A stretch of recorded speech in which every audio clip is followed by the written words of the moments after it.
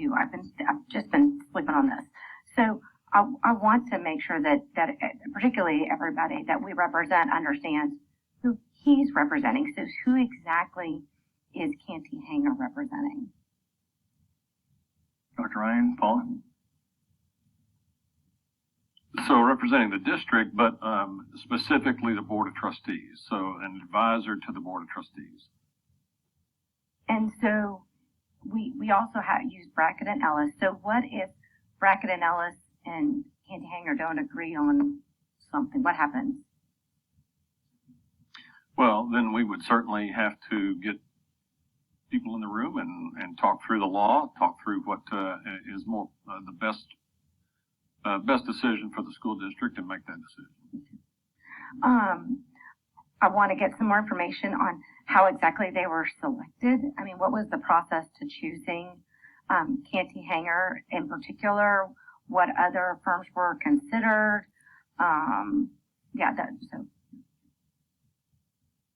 So, to my knowledge, no other firms were considered at this point, and the law is pretty clear about procurement with legal services, is that boards can choose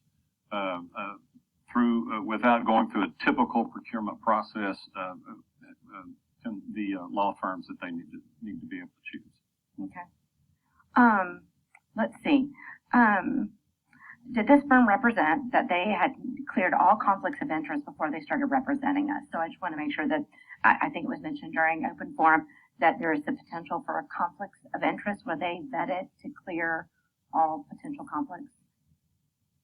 I'd have to ask Dan about that. As part of setting up a vendor, they did fill out the conflict of interest form, but it's not in relation to other organizations they represent, but just our conflict of interest with board members. Family member. I mean, I don't have it in front of me. I can't remember what the criteria are, but it's like, family members, those type of things with conflict of interest. Okay. All right.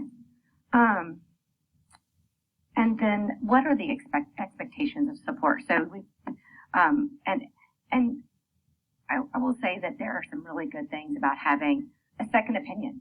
I mean, it truly, I've already seen value in that. So I'm not disregarding this at any, and I'm not trying to be contradictory. I just want to understand what the expectations for support will our representation be at every meeting for 6 hours? Well, this is going to be kind of short. It's only going to be like 5 hours, right? But are they expected to be at have we contracted with them to be at every board meeting, every committee meeting? Like, are they going to be at everything? I just want to understand what we're committing to with this contract. I don't believe that is specific, that's specifically called out in the contract. I think it is really at the will of the board. And who will be making that decision as to what, when and where they are representing us?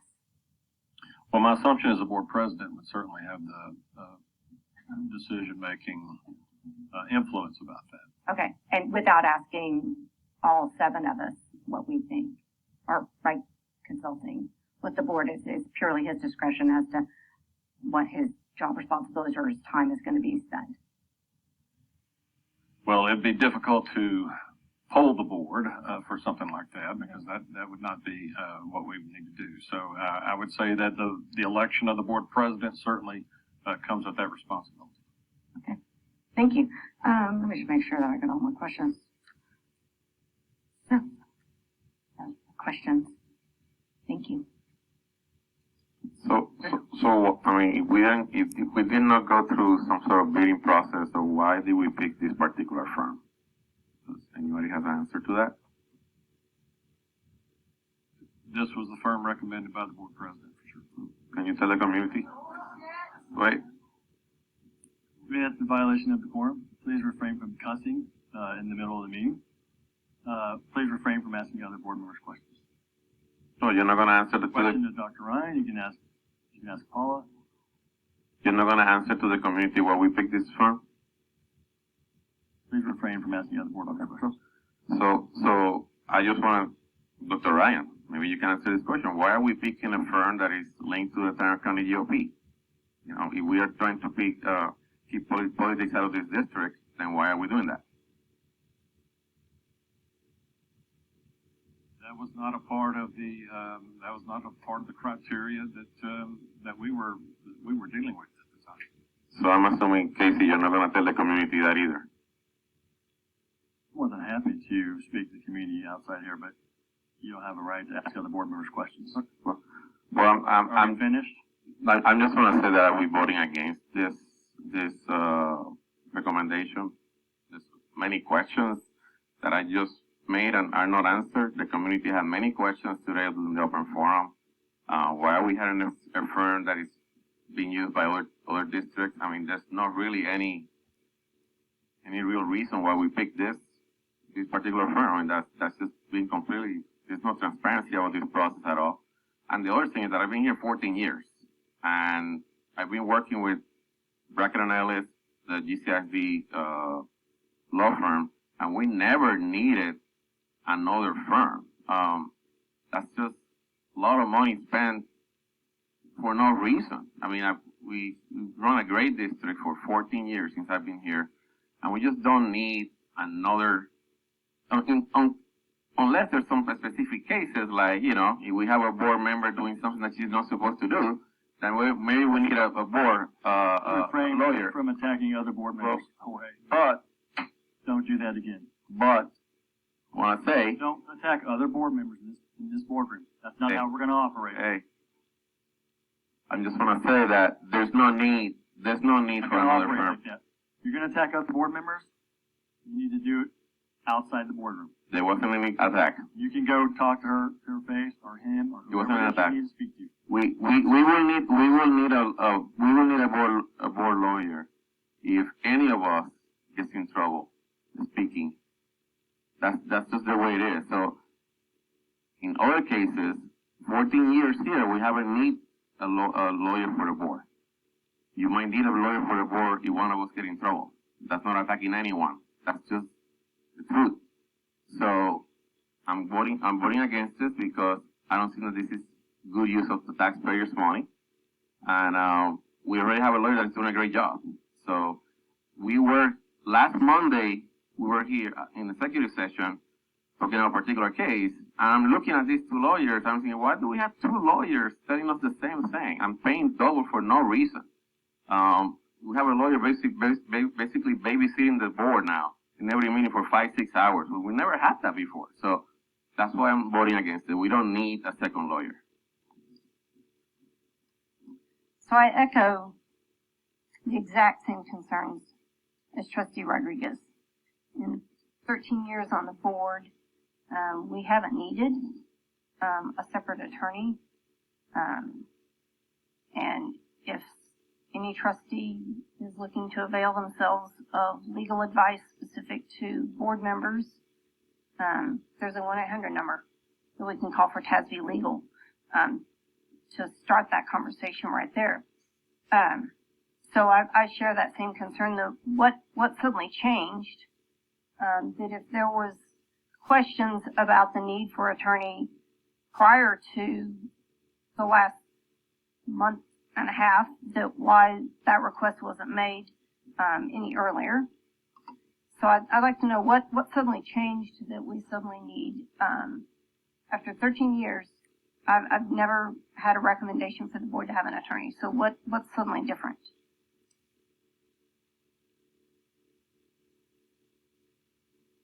I'll answer that. Let's refrain from asking other board members questions. Dr. Ryan, please I address didn't ask a board member a question. Right. Well, I think the thing that changed is that there was concern that the board needed an attorney to advise the board that would be separate from the remainder of the district. Okay. I think a concern that I have here is that a board of trustees can operate only as a body corporate. And so this is beginning to sound like that this attorney is only for the board president, and I'm a little confused as to why that is, because if this is a board attorney, then every single trustee should be able to avail themselves of the attorney, and every trustee should be informed of all the communication between the attorney and any trustees, and between any trustee and the attorney, since we operate as a body corporate. I'd like to know who initiated this agreement, this arrangement, this employment. Who initiated this?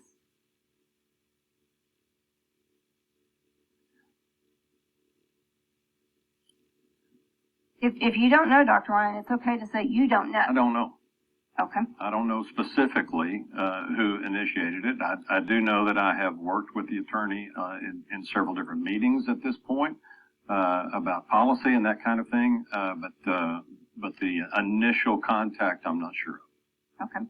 That does not sound very transparent. I echo Trustee Rodriguez's question of why we suddenly need 2 attorneys for everything. We're paying double, if not actually more. My understanding is that the hourly rate for Cantey Hanger is higher than the hourly rate for Brackett and Ellis. As to the question about multiple districts, you know, Brackett and Ellis has been around for a long time. I don't think they suddenly picked up 3 school districts within a 5-mile radius at the same time, all of whom were targeted by political action committees during the most recent election. So let's just say the timing is certainly interesting. My next question, and nobody's really been able to answer why we really even need this for a continuing ongoing basis. It's now 10 o'clock right now. Our meeting started at 5:30. And in fact, we've had multiple attorneys here tonight. I think I've counted 5. I'd like to know, so we're now, we just already blew the budget, and now we're looking at, this is before us because we expect to go over 25,000. So I'd like to know, how much have we already spent? What's the tally already that we've already expended? And I want to know when, actually, do we know right off the bat? How much have we already spent? How close are we to that 25,000? We have received the first invoice. I do not have the amount off the top of my head. I want to say it was around 17,000, but I don't have it in front of me. Okay, and that's just the first invoice, so it doesn't include tonight. No. Okay, so we talked about things not being a blank check. What's the limit on this? We're already, apparently, clock's ticking. We may be over 25,000 by the time this meeting's over. This isn't a blank check. What do we expect this to be? It's going to go over 25,000. How much over? 30,000? 500,000? $1 million? What are we looking at here? Do we have any projections? At this time, no, we do not. Okay. Will this end up coming back before us, or now is this indeed a blank check? So we had the 2 things on the agenda tonight where we had to approve drawing from fund balance in order to cover those expenses. If we're approving this to go over 25,000, does that mean once it goes over 25,000, it'll come back to the board for each approval? How's this going to work? No, once this is, you're approving the contract tonight. And so once this is approved, they are an approved contract. We have a line item in the budget for legal fees. It is for legal fees. It's not for specific firms. It's for all the district legal fees. And so that's the line item in the budget that it will come from. What is that number? I will get it for you.